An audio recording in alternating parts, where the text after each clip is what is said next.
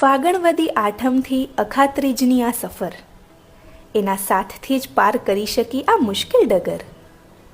પ્રથમ કદમ ઉપાડવું ને મનને દ્રઢ બનાવવું કદાચ હતું કપરું, પણ એણે હાથ ઝાલી લીધો હતો તો ક્યાં કંઈ હતું અઘરું. એનો પ્રતાપ, દેવગુરુના આશીષ, સંઘના પરિબળ ને માત પિતાની સંમતિથી થયું આ સગડું. ચારેયમાંથી એક પણ પાયાનો સહકાર હટતે ને તો 100% શરીર પડતે નબળું. ઢીલી પડતી તો એકમાત્ર સોચ સ્ફૂર્તિમય જીવિત રાખતી.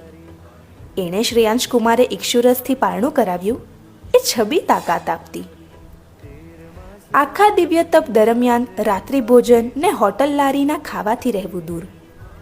અભક્ષ્ય ને કાચા પાણીના ત્યાગે કર્યા કર્મોને ચૂર. અખાત્રીજ આવશે, રૂડા પારણું કરશું ઇક્ષુરસથી. પૂર્ણ થશે આદિ તપ એના દિવ્ય આશીષથી. ક્યારે વિચાર્યું નહોતું એ સંભવ થવા જઈ રહ્યું છે.